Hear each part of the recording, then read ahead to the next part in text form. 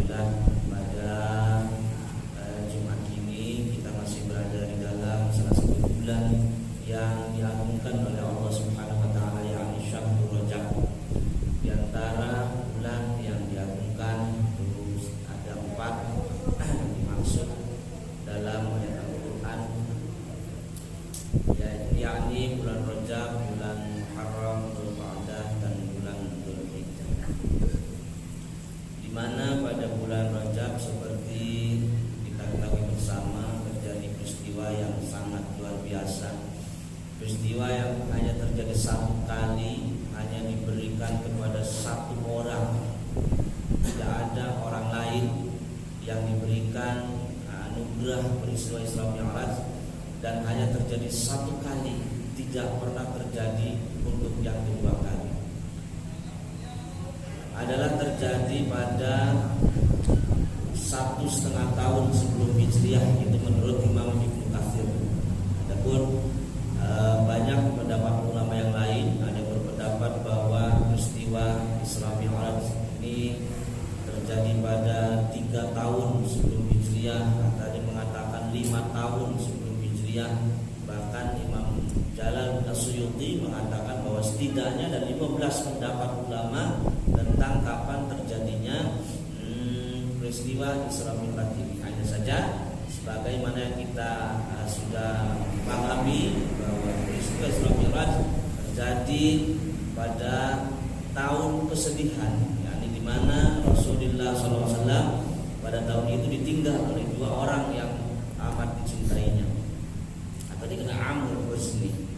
Adapun peristiwa Isra Mi'raj, Isra ini tersurat dalam Al-Quran. Subhanalladzi asra bi'abdihi laila minal masjidil haram ilal masjidil aqsa.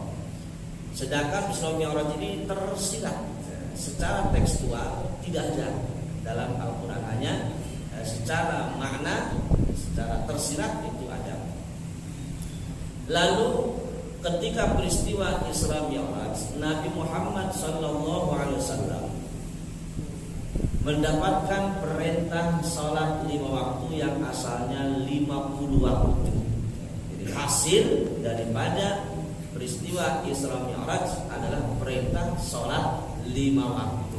Hasil, ada orang mengatakan oleh-oleh Isra Mi'raj adalah salat. Bagi kami oleh-oleh itu perkara receh, perkara sepele, sementara sholat ini perkara yang sangat agung, sehingga bagi kami kurang tepat bila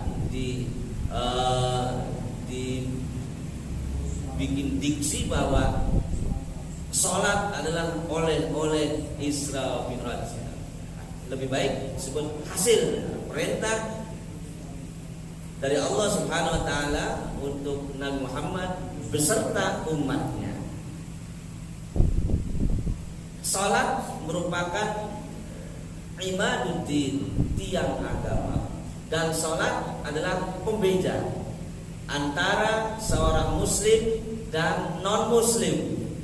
Inna bainar rajuli wa bainas syirki wal kufri tarkas salat. Sesungguhnya batas pembeda antara seorang muslim dengan kekufuran dan kesyirikan atau kemusyrikan adalah tarkas salat.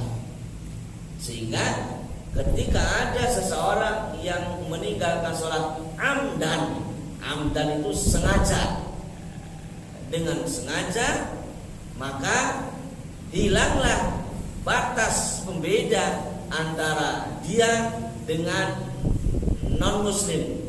Jadi sekali lagi, batas pembeda yang sangat jelas, yang sangat prinsip antara seorang muslim dengan non muslim. Nah, ini kita menyebut non muslim ini sebagai dalam bentuk menjaga perasaan. Bukan berarti ketika kita bilang non muslim maka kemudian menghilangkan istilah kafir dari Al-Quran. Tidak. Istilah Al-Quran tetap menyebutkan non muslim atau menyebutkan kafir ini sama sekali tidak ada kaitannya dengan terganggunya akidah seseorang. Ketika kita menyebut non muslim maka berarti kita mendukung akidah, tidak, bukan. Ini hanyalah pemilihan kosakata saja, pemilihan diksi saja. Contoh begini. Ketika kita ke supermarket di mal-mal besar, itu ada satu lorong di mana produk makanan ini seperti pork itu bahasa Inggris ya, bahasa kita daging babi. Itu makanan itu labelnya ditulis produk non halal ya. Pernah lihat kan? Pernah lihat belum? Pernah lihat. Tidak ditulis produk haram, tidak. Ya. Karena apa? Untuk ini semata-mata menjaga perasaan. Kalau ditulis produk haram ini berenak temen. Kalau kita tulis produk non halal, sepertinya lebih smooth, lebih lembut. Ya. Itu yang pertama. Yang kedua, terlebih lagi apabila sholat itu dilaksanakan secara berjamaah. Nah, berjamaah itu minimal 2 orang, 1 imam, 1 makmum. Sholat sendiri disebut munfarid. Kata Nabi, qala alaihi salatu wassalam, salatul rajuli ma'al jama'ati khairun min salati arba'ina sanatan fi baiti munfaridan. Kata Nabi, salatnya seorang muslim secara berjamaah itu khairun, lebih baik pahalanya, min salati arba'ina, tenimbang saking salat 40 apane sanatan taune fi baiti ing dalam umai ar-rajul munfaridan hale deweka. Jadi seorang muslim yang melaksanakan sholat berjamaah ini pahalanya lebih baik daripada pahala dia sholat 40 tahun tapi dia sholat di rumah sendiri. Nah, ini pentingnya berjamaah. Kemudian kata Nabi, waruya anna jama'ata tafdulu 'alal munfaridi bi 27 darajatan. Bahwa sholat berjamaah ini mengungguli atau melebihi keutamaan sholat sendiri bisa 27 dengan bandingan 27 derajat. Kemudian kata Nabi, idza kana yaumul qiyamah yakhsharu Allah qauman. Ketika hari kiamat maka Allah mengumpulkan kaum, golongan-golongan orang, wujuhahum kal kawakib. Nanti pada hari kiamat itu akan dikumpulkan, manusia dikumpulkan. Ada orang itu dikumpulkan, wajah mereka itu seperti bintang, kal kawakib, seperti bintang. Fataqulu lahumul malaikat ma a'malukum. Ketika malaikat melihat orang-orang yang berkumpul dengan wajah yang bersinar seperti bintang, malaikat bertanya, ma a'malukum, apa amal kalian? Fayaquluna kunna idza sami'na al-adzana qumna ila taharah wal wudu wa la nashtaghilu bi ghairihi.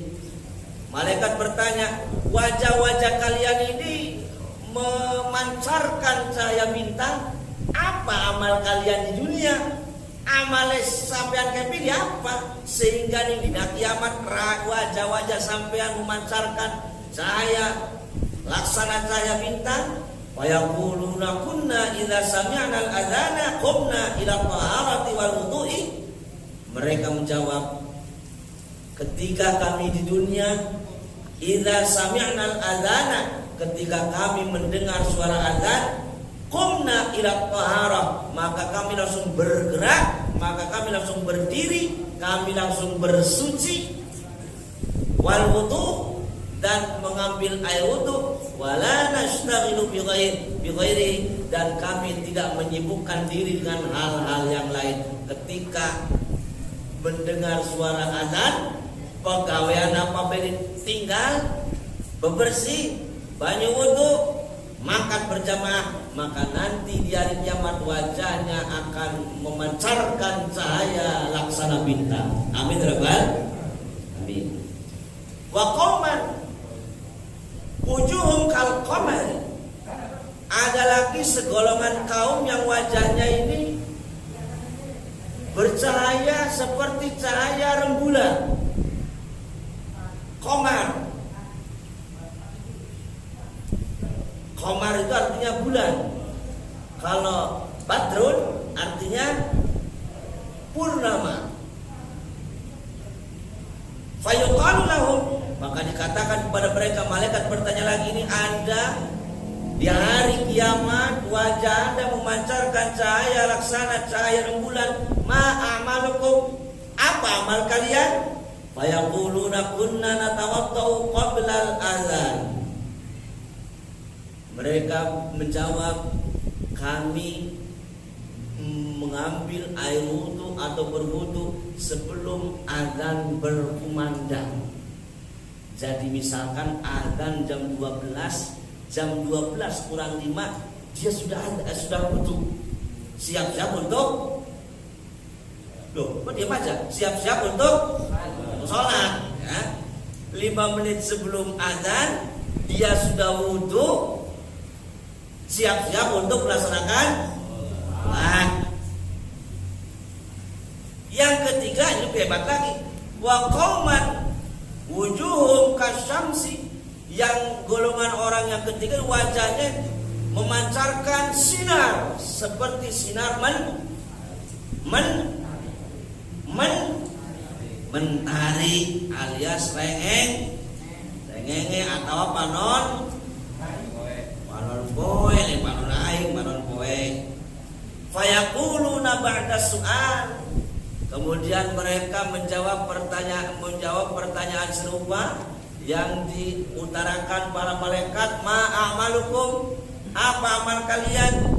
Kunna nasma'un nida'a fil masjid, kami ketika hidup di dunia jauh-jauh sebelum adzan berkumandang kami mengambil air wudu, nasma'un nida'a fil masjid, dan kami mendengarkan kumandang azan di dalam masjid. Artinya orang yang kelak di hari kiamat wajahnya bersinar seperti memancarkan sinar yang amat terang, itu adalah orang misal 15 menit sebelum azan dia wudu, setelah wudu siap-siap sebelum azan berkumandang dia sudah nyampe masjid. Kunna nasma'un nida'a fil masjid, dan kami mendengarkan kumandang azan itu di dalam masjid. Artinya azan berkumandang dia sudah posisi berada di dalam masjid. Contohnya siapa? Loh, contohnya ya kita ini. Sudah azan belum ini? Sudah belum? Sudah azan belum? Belum azan. Anda sudah siap? Sudah siap sholat? Sudah siap mendengarkan azan? Sudah siap?